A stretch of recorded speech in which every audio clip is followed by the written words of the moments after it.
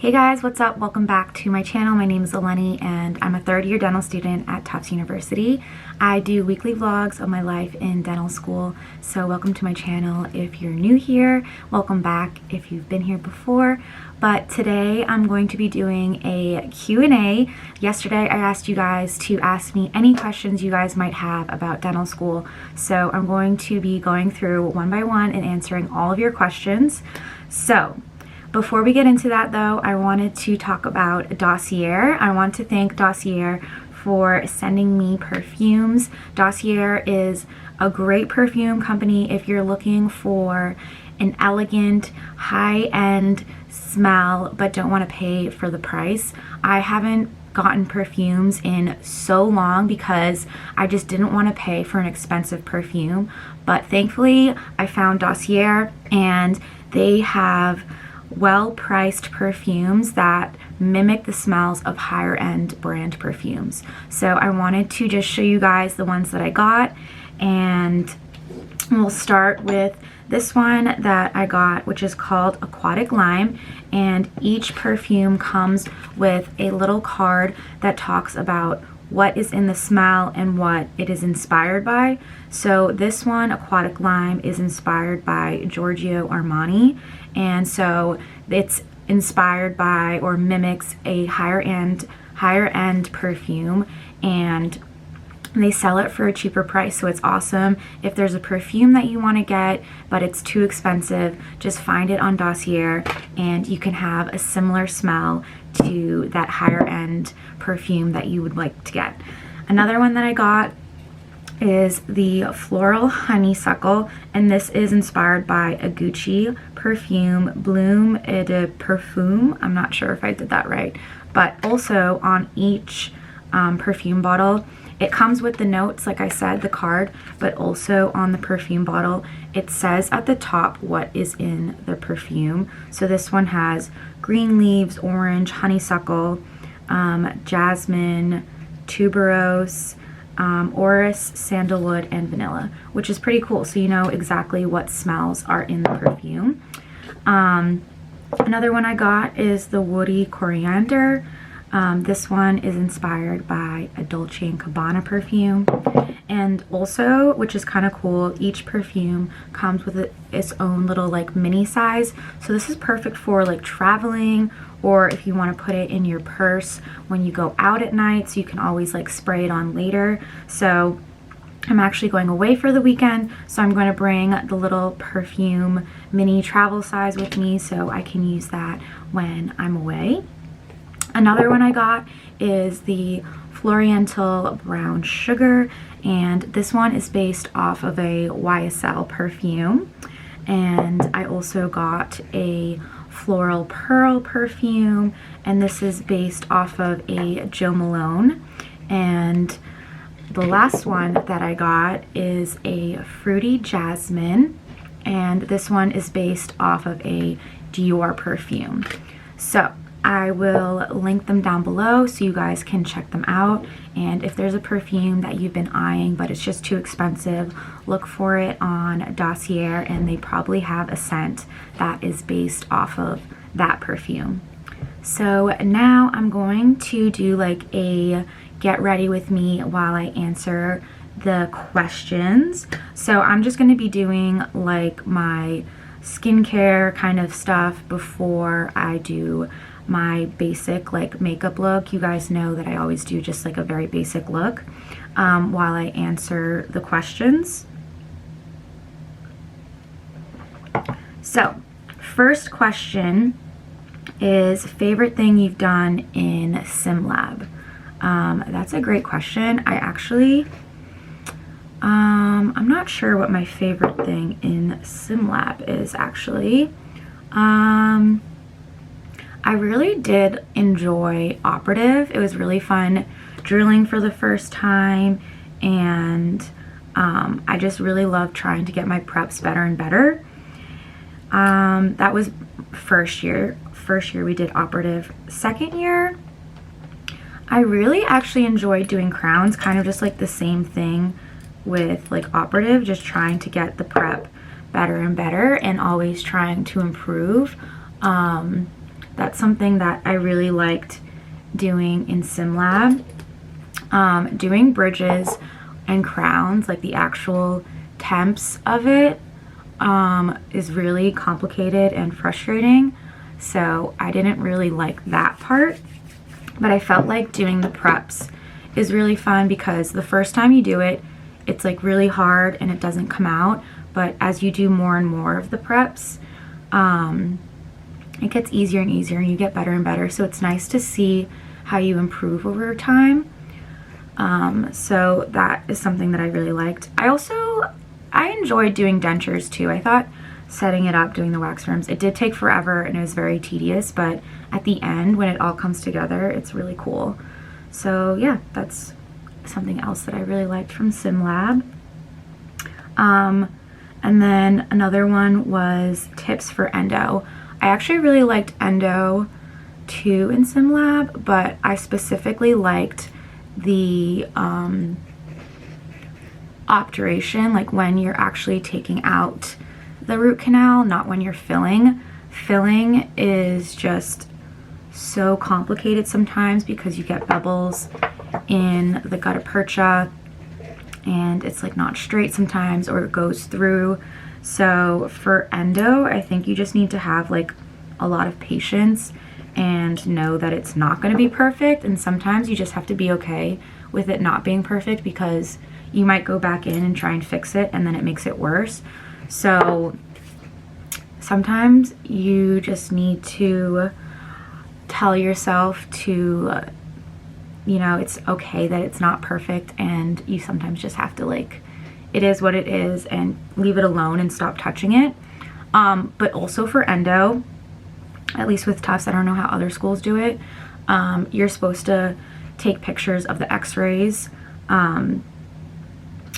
and make sure you take pictures of everything, like every single step. You don't want to miss a picture, and sometimes like you might try and fix something and make it worse, so take a picture before you try and fix it so that if it is made worse, you still have the picture from before. So like always take pictures in endo. That's like probably one of my biggest tips. So then the next question is assisting experience, and I'm guessing this is like my experience at school assisting, and we got to assist a little bit first year before, you know, everything got shut down, and I think it was such a great experience because it was like an introduction into the clinic, so we got to see what it's like and learn some things, but that was like a very intro part of the clinic.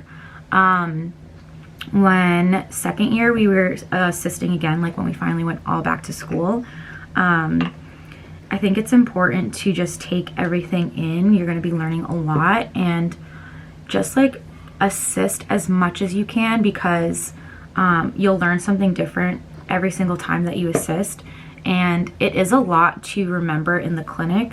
So the more you assist, the more you'll remember things, and because the first time you assist, you're not going to remember everything and know everything from just one time. So if you assist multiple times, you'll get like the hang of things, and you'll just learn more and more the more you assist. So that's kind of just like my tip for assisting. And also like introduce yourself to the patient, like don't be awkward around the patient, like make sure like you're learning how to feel comfortable around patients and like making conversations, because also there will be times when like the student has to leave and like go get a teacher or something, and then you're left alone with the patient. So make sure you know how to talk to the patients and that you feel comfortable around them, because assisting is also about like getting comfortable around patients too. So that's like something else, you know, when you're assisting, just getting comfortable around patients and stuff like that. And make sure you're always like looking to see what the student is doing. So like when you're assisting, and if you're holding like suction or something, like hold the suction, but also make sure you're paying attention to everything the student's doing, like how they hold a handpiece or like the steps they're doing, just so like you're learning as much as possible while you're in there. So yeah, that's my assisting experience tips like that. Next question, how does a graduate dental student from India get admissions in your college? So Actually, Tufts has an international program. There has been a group of like 20 graduate students, I think that's how big the program is, it's pretty small, who started with us this year actually. So there is possibility once you are a dentist like in your country to apply to Tufts, and I'm sure there's plenty of other schools who do this too. And you apply and you're basically with the dental students, and you graduate in like 2 years, because they started with us in second year. But I also think there's other different kinds of international programs, because I know that some of our teachers as well are in a program and they teach along while they're in the program. So I think there's different kinds of programs that you can apply to as an international student. So just look into it. I'm sure there's other schools as well that do it. But I think Tufts has a really good international program as well. So that's something you can always look into. If I'm not a great artist, do you think sim labs will be hard to handle? No, you don't have to be an artist at all if you want to be a dentist. You definitely need to have hand skills. Doesn't have to be necessarily like art, but you definitely need to be good with your hands. But that's why we have sim lab and like pre-clinic, is to practice those hand skills and get better at them. I definitely was not good at drilling at first, like no one is, and you just get better and better as you practice. So that's the only thing, like you just have to practice a lot, and no one's good at it at first, even if like you are good at art or something like that. You just need to be good with your hands. So it could be literally anything. You could do like pottery. Pottery is another good thing to do to like better your hand skills. Yeah, just like anything working with your hands. So yeah, it doesn't matter if you're a good artist or not. Best and worst part of every year. So first year, I think the best part is like finally doing all of the like actual dental work, like drilling and stuff. That's definitely the best part, finally learning dentistry and doing that. But the worst part is definitely like the transition from like undergrad to dental school. Like it's a lot of studying. It's definitely very intense and it's a big transition. So that's probably the worst part of first year, just like getting into, that flow of studying and like figuring out how you study, figuring out like what's the best way to study for you. But like once you figure it out, you kind of just get into a rhythm and it becomes a lot easier. But it's definitely hard, the transition from like undergrad to dental school. So that's like the worst part of first year. But the best part, like I said, is like doing dental stuff for the first time. Second year, the best part was, I guess, all the dental stuff we did again, like in sim lab, all the labs and everything. Worst part was probably, I don't know, probably just, I guess it's also like all of the lab work we had to do. So that's probably the best and worst part. Like it is a ton of lab work second year. Like it is a lot of projects and it can be very overwhelming. So I guess for second year, all the lab work is the best and worst part. Like you're learning so much, like you learn all the different specialties, which is, I thought was so cool, being able to learn a little bit of everything. But then the worst part is having all those projects. So yeah. Tips for interviews. So I actually think I did a video. I can link it down below so you guys can check that out for like a more in-depth video on interview tips. But I think the biggest thing that I always tell people is to have fun with it and be yourself. They already like you, that's why they asked you for the interview. So they just want to make sure that you're the same person that's on your application. So just be yourself, have fun, and when you're there, they're going to notice if you're talking to people. They're going to notice like if you're interacting. So make sure you're talking to people and being friendly and have fun, because it could be the school that you end up at and those could be your classmates. So just be yourself and it should be good, and have fun with it. So that's basically my biggest tip for interviews. and practice the questions. They're probably going to ask you why you want to be a dentist. So just making sure you know like what kind of questions they're going to ask and how you would answer. So yeah, I went to the pre-med office at my school and they gave me like a list of questions that are like typical for interviews, and I'm sure you could probably find that online too. So just like practicing those questions and going through and like how you would answer. How do you stay on top of everything? So basically, if you guys watch my videos, you know that every week I start off by writing in my passion planner, and that's basically how I stay on top of everything. I write everything down in my planner, and I also write everything on my calendar on my laptop, and that makes it easy because then you can like move things around. Like obviously if you write things down, it's a little bit harder to just like move things, but I write everything in my planner and then I do it on my calendar on my computer as well, and that really helps me stay on top of things. And I know when projects are due, when exams are, so having a planner is super helpful for dental school because there's so many exams, due dates, all that stuff. So I highly recommend getting a planner for dental school. Can you mention resources you use for every subject? So when I got to dental school, I realized that no one uses textbooks. I personally did not use any other resource besides the lectures, and that's because the questions for the exams come straight from the lectures, and sometimes the teachers even say like, will hint like, this is good to know for the exam, like saying things specifically. So I personally didn't waste time like looking at other resources. I know some people like to look at YouTube, or some people have like notes from previous years, like students, like friends that they have in the year above, so you can always use their notes.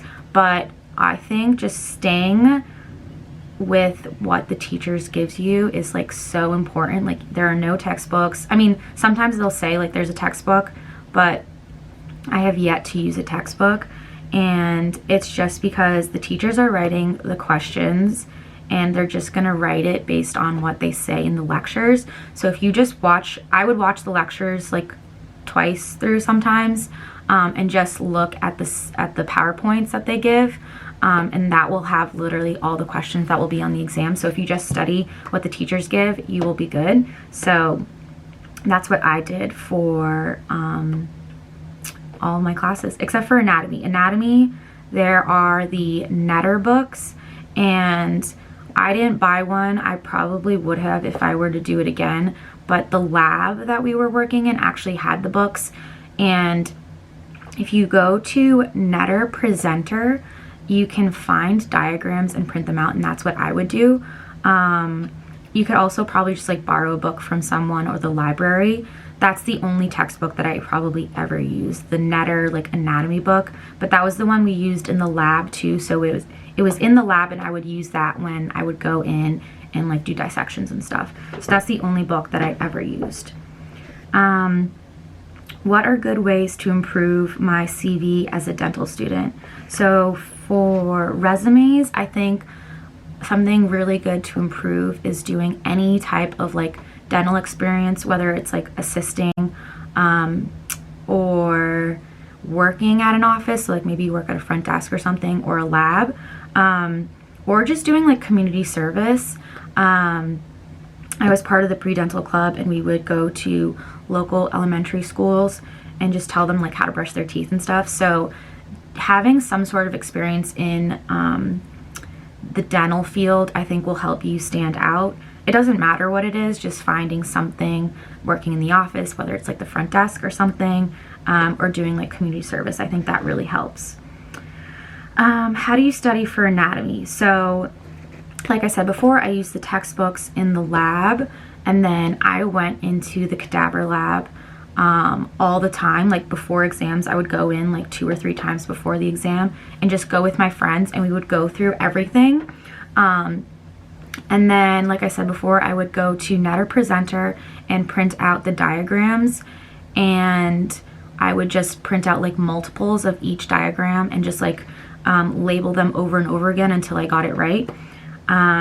It is a lot of studying for anatomy. I think I would study like 2 weeks in advance, so make sure you give yourself plenty of time and I drew out a lot of things. I'm a very visual person, so for anatomy I drew out everything.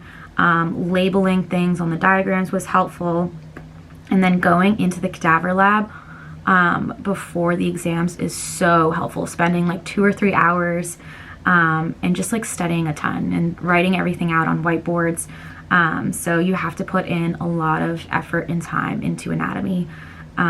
So yeah, that's how you study for anatomy. Can you please share your study strategies? So the way I like to study is I go to class, watch the lectures, take notes on the lectures, so I like type things out. I'd like to type it because I feel like the teachers talk so fast sometimes. So it's good to type everything out. And then I will sometimes rewatch the lectures if I have time, and then I will use my iPad and write notes. So that's how I would study, and then review everything again. So I would go through the material at least like 3 or 4 times. And then if I don't have time to do all of that, I watch the lectures and then go through the PowerPoints. Sometimes some of my classmates will share their study guides, so I'll go through those if I don't have time to do my own. So just like studying over and over again, just keep it simple. I stick to the PowerPoints, like I said before, what the teacher gives. I don't make it complicated, and just studying it over and over again. That's basically how I study, giving yourself plenty of time. I would probably study like a week in advance. Anatomy, I studied like 2 weeks in advance. And if there's something difficult that you know that you're having a hard time with, give yourself more time to study. So for neuroscience, that was really hard for me. I would study 2 weeks in advance if I could. So just knowing yourself, finding the right study strategies for yourself, whether you're a visual learner or you like to hear things, stuff like that. So figuring out what's good for you is really helpful. Are classmates tight-knit at your school? So Tufts is very tight-knit, I would say. We're all very close. We all share our study guides and everything. So we're very collaborative. I don't feel like it's competitive at all, which I don't know how it is at other schools, but Tufts is we're basically a family. I feel like everyone is just very close, and we help each other out. So it's really nice how close we are and everything. So yeah, it's very tight-knit, and I really like that about Tufts. What was your major in undergrad? I was a bio major, but you definitely don't need to be a bio major to go to dental school, which I wish I knew beforehand. But yeah, I was a bio major, and I had an art minor. But you can study whatever you want if you're going to go to dental school. I just did bio because it's the easiest, and you have to take the most classes in the bio major anyway, so I figured I just major in biology. How did you study for anatomy first year? So I kind of already went through that. I would give myself 2 weeks, go to the cadaver lab, draw diagrams and stuff like that, print out the diagrams, label them, all of that stuff together, and writing things out on the whiteboard. So yeah, that's how I studied for anatomy. Is having a pet in dental school good for mental health? Definitely, but it depends on which pet you have, I think, and which year you have it. I would suggest if you're gonna get a pet first or second year, maybe get a cat, because they're easy to take care of. But if you want a dog, which has way more responsibilities, maybe wait until third or fourth year, where you can handle your schedule a little bit better. But definitely having a pet helps, because you come home and you can just pet them and play with them, which can lighten your mood and help you get rid of stress and stuff. So I definitely think having a pet is good. Or if you're living at home like me, I have my cat. But definitely think about the responsibilities too, because if you get a dog, it could be a lot, because you're going to be studying all day and gone all day, so that could be difficult first and second year. But cats are good too, because you can leave them alone all day, which is good too. Let's see. Someone wrote, no question, just please wish my boy Tim good luck for his DAT. He's a big fan. Good luck, Tim, on your DAT. You'll do great. Let's see. I want to wrap it up quickly. Some of these questions are repetitive, so I just want to skip some that might be the same. Let's see. Looking back, what did you wish you hadn't done during your first year? I don't think I have like any regrets from first year. I feel like I learned a lot from my undergrad experience. Undergrad, I did a lot of clubs, and I feel like I didn't spend enough time studying. So when I went to dental school, I made sure to focus on studying and not join too many clubs or like commit to anything besides, you know, dental school, because that's like basically why you're there. You're there to like go to dental school and do well. So I made sure to not join like too many clubs. I think I only joined like one, and like it ended up not having like too many meetings or anything. But that's just me personally. I know that there's plenty of people in my class who join clubs, and that's like a big commitment to them, because I mean I do YouTube as well, so that's like another commitment for me.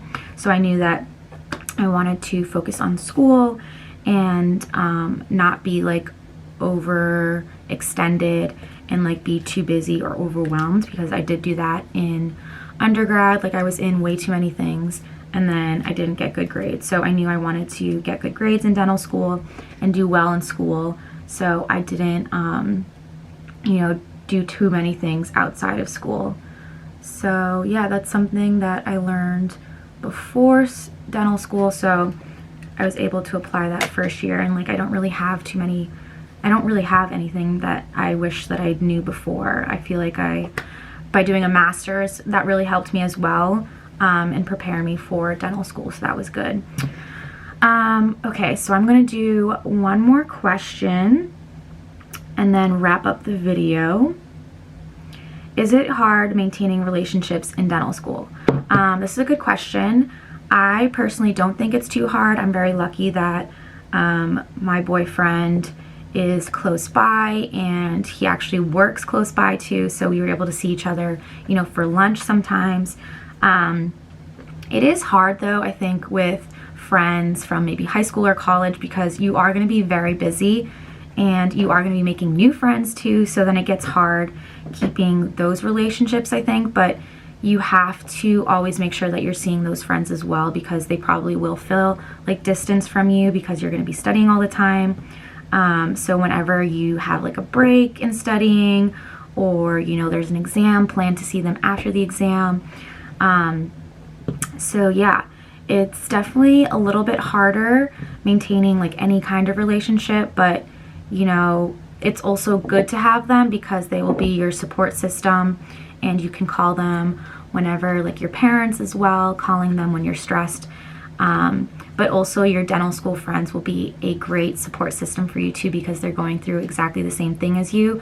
My dental school friends are my best friends now, and they've really helped me through a lot in dental school, and they know exactly what I'm going through. So I think having friendships, you know, relationship in dental school can be harder, but it's definitely worth it, because they're the ones that are going to help you through dental school. And then when you have your little victories, they're going to be the ones celebrating with you. So it's good to maintain and keep those relationships. Make sure you still give them energy besides dental school, you know, keeping them good. So yeah, I think that I answered a ton of questions. And if I didn't get to your question, oh wait, I'm gonna do one more because I just read this. It says, I have an interview on the 19th for Tufts International Dental Program. Give me some ideas and tips. Okay, so congratulations on your interview. I did touch a little bit on interviews before, and I will link my video down below for interviews, but just congratulations.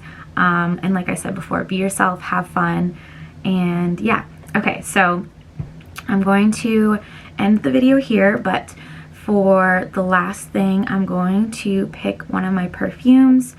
I'm gonna pick Fruity Jasmine. Ooh, this one smells so good.